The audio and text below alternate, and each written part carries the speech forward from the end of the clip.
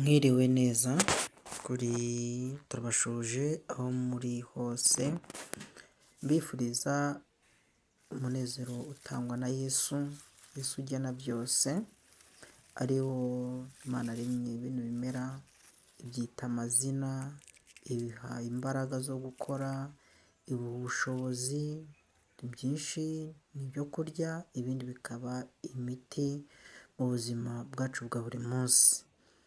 Nimba ari ubwa mbere udusuye kuri channel Iwacu Bikora Bite TV, channel twiga ibimera bitandukanye aho waba uherereye hose, aho utuye hose ikaze kugira ngo twige ibimera by'iwacu tubyifashisha tureba uko twabona ibyadufasha mu buzima busanzwe, twivura indwara z'amayobera ziriho nyinshi ziteye abantu, ukivuza bikanga ukagerageza ariko icya mbere kiruta ibindi gusenga nibyo bya mbere ibindi biza nyuma.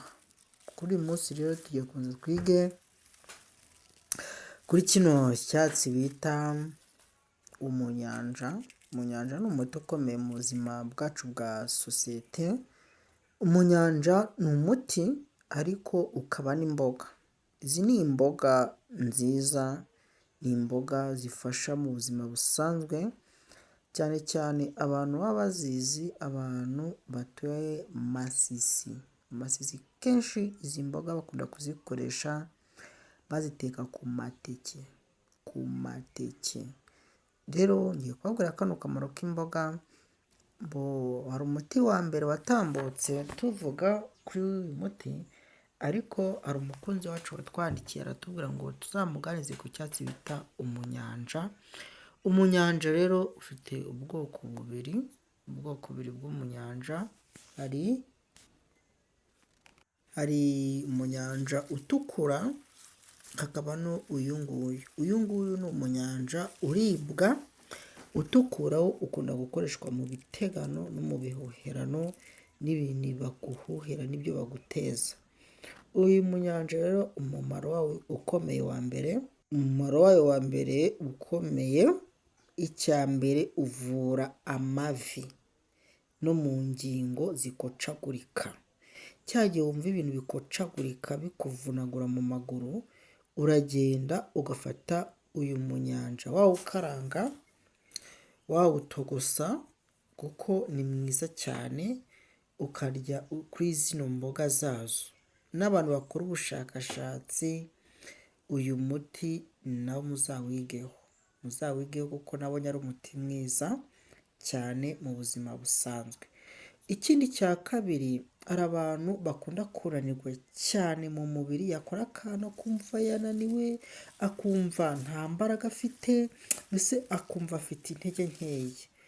Noneho ku kindi, ku bantu b'abakinnyi cyangwa ku bantu bakora siporo zo kwiruka, uyu muti uba mwiza cyane kuko iyo wamaze kuwukoresha ugira umuvuduko udasanzwe, ntago usindisha, mbese ni umuti wifitemo imbaraga, wifitemo ibibaraga utapfa kumenya, kuko uyu muti cyangwa izi mboga zikunda gukoreshwa n'abantu bazizi cyane, ariko si ukarubone gutya. Kino giti ukibona gutya, njye naragiteye kuko nzi umumaro wacyo, kuko ntabwo ushobora no kurya imboga zitari zino mboga n'ubundi mubona.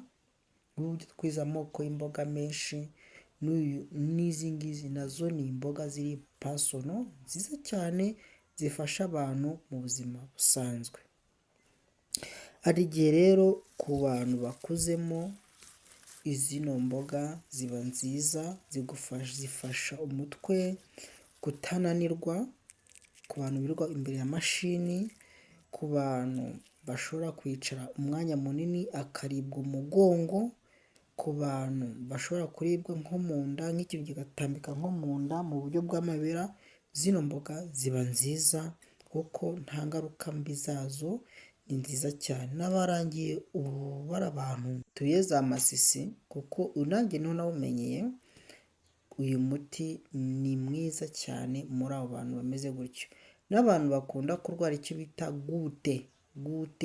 gute uyu muti ni mwiza ufasha kurya bino bintu tuba twarebye mu nganda usohora imyanda mu mubiri.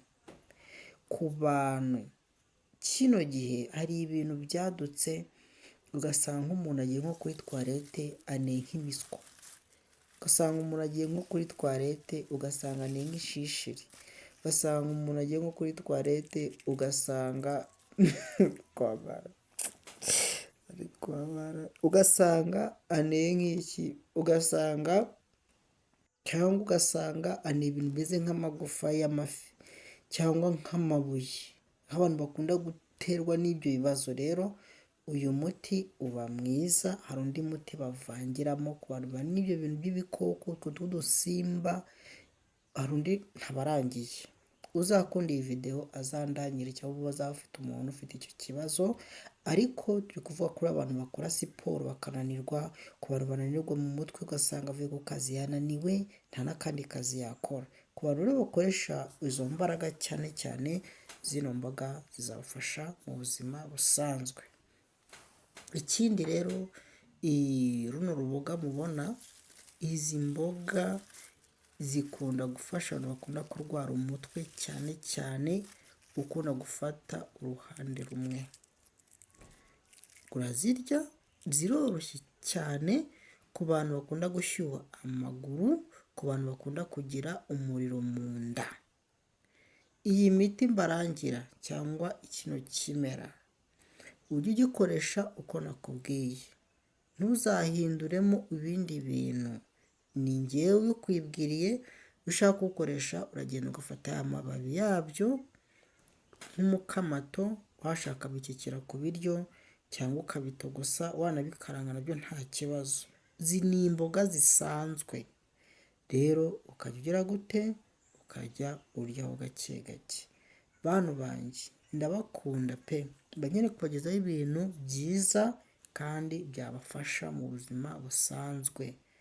Muzajye mukoresha ibyo tubabwiye, abandi bo mwumva ni ibyabo ntimukajye mugira gute muhindura umuti uko nababwiye. Ndabakunda rero, Imana ibarinde. Cawo cawo, uko nako turabakunda.